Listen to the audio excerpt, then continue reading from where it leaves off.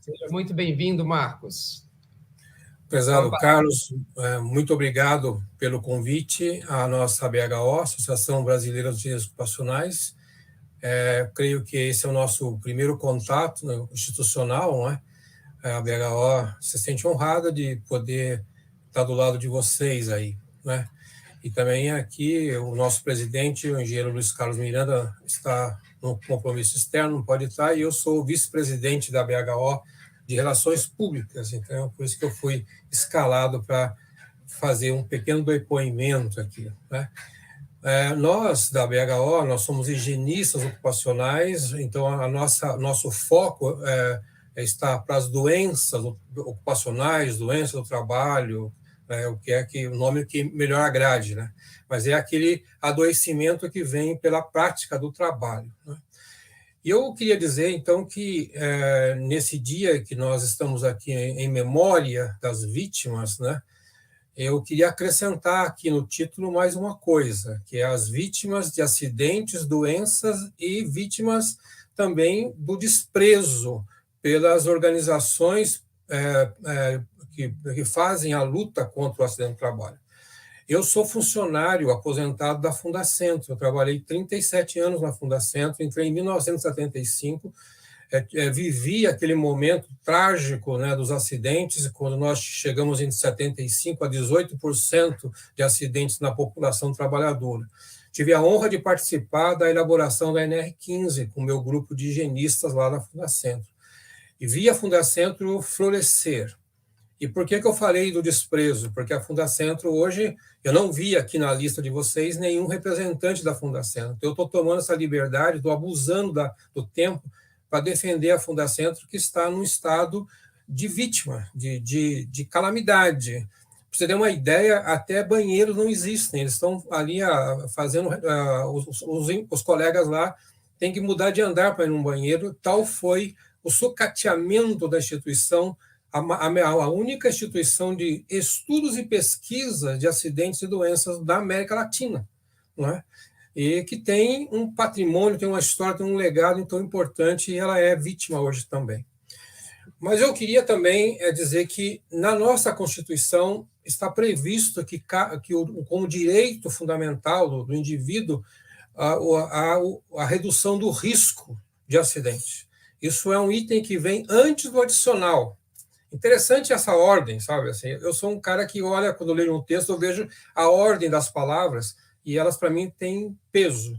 Então, o direito do trabalhador à redução do risco. Mas no Brasil nós temos aí uma inversão de valores, onde se busca mais o adicional de insalubridade e periculosidade do que a prevenção.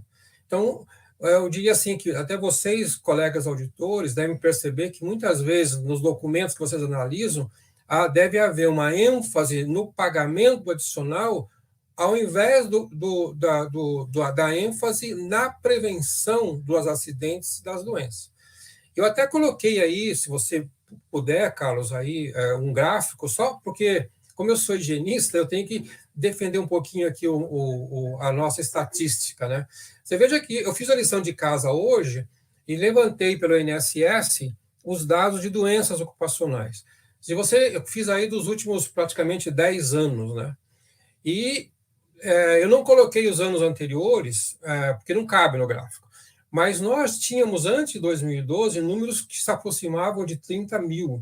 Depois, por algum mistério, o número caiu substancialmente, sem nenhuma explicação, para os valores que vocês vão ver em 2012 aí, e ficaram até chegar em valores de 2019, que são praticamente quase que irreais. Em 2020, não sabemos se por causa da pandemia ou qualquer outra coisa, os números dispararam outra vez e foram para mais de 30 mil casos de doenças ocupacionais.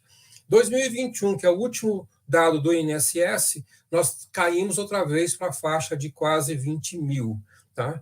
Eu fiz aí uma relação com os acidentes, você vai notar que as doenças correspondem a alguma coisa entre 4% até mais ou menos 8% do número de acidentes, né?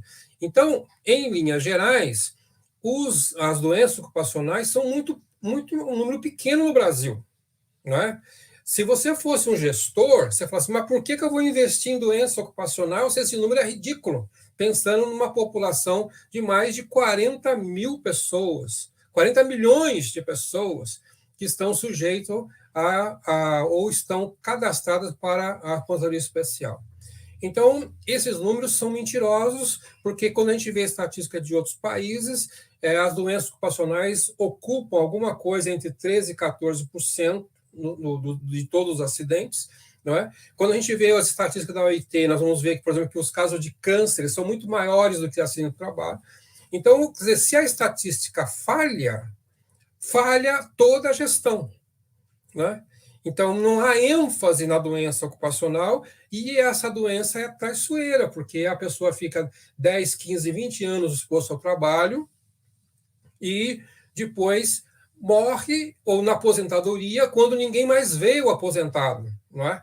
Porque o acidente em si, ele é, como você disse aí no exemplo anterior, ele é impactante. Você tá numa lavoura de cana-de-açúcar em Pernambuco e você vai lá e vê a máquina tombada.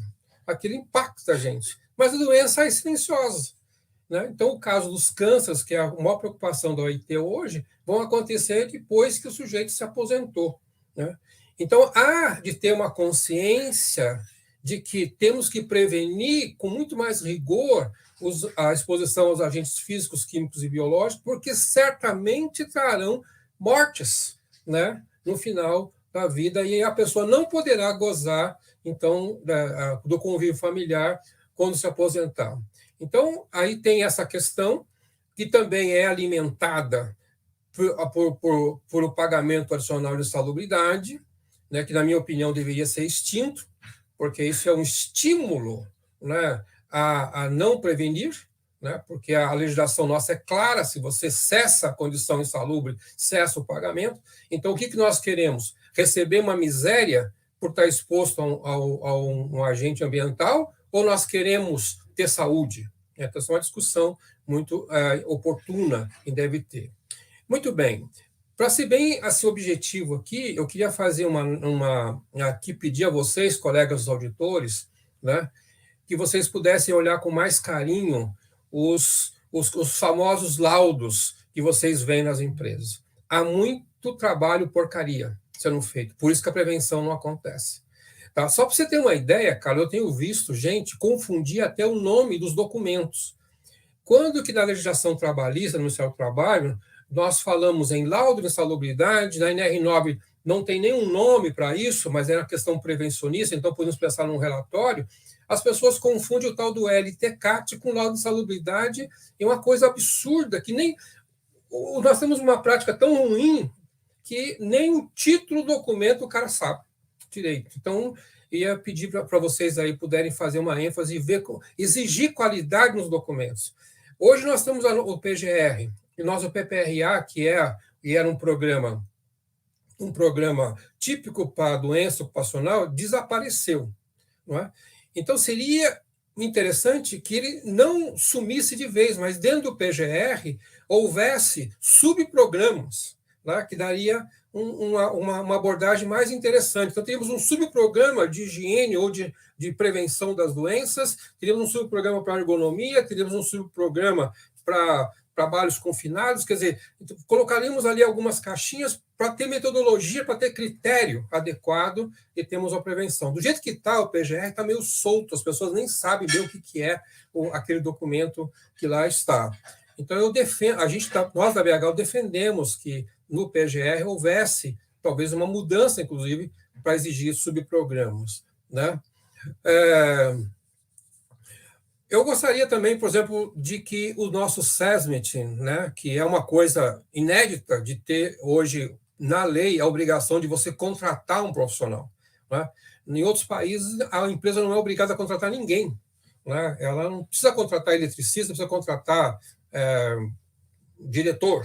Né? Mas no Brasil nós temos essa prerrogativa de ser obrigado a ter engenheiro de segurança e tal. Só que isso aí é uma ideia dos anos 70, quando nós tínhamos tipicamente acidentes, não doenças. Então isso precisa ser revisto para poder incluir profissionais multidisciplinares com outras formações que dariam maior contribuição. Você imagina, a empresa tem um problema de riscos biológicos e você não tem um profissional adequado para cuidar dos riscos biológicos, como foi no caso da pandemia. Porque, às vezes, o sujeito é formado em engenheiro de segurança, mas ele é formado em gestão, ele é formado em meio ambiente, não está preparado para isso, né? Então, essa é uma das coisas que a gente faz aqui, uma reflexão sobre o porquê ainda nós estamos aqui chorando, né? Hoje é o dia da lágrima, falamos de vítimas, são o dia da lágrima, né? Então, eu queria encerrar aqui essa minha breve depoimento aqui, colocando a BHO à disposição de vocês. Nós somos profissionais especializados, então, em agentes físicos, químicos e biológicos. Nós temos, muitos colegas têm mestrado, doutorado em física, química e outras coisas, não é? E se vocês precisarem da gente, o que precisarem, liga para a gente, a BHO vai estar à disposição de vocês. Acho que talvez conheçam a gente mais pelo livreto dos limites de tolerância, que nós traduzimos, né, da CGEH já há mais de 20 anos, praticamente da nossa fundação. Eu sou fundador da BHO em 94, fui presidente 2 vezes da BHO, e esse é um trabalho que fazemos com muito carinho para distribuir para o Brasil a atualização dos limites de exposição ocupacional, né? E que a nossa legislação, nossa no R15, ainda só tem 157 limites da lista que fizemos na Fundacentro em 78. Não sei se você sabe, Carlos, mas porque você é novo, né? Você é jovem, talvez não vai saber dessa história, mas você sabe por que nós só temos só esses limites na nossa NR15?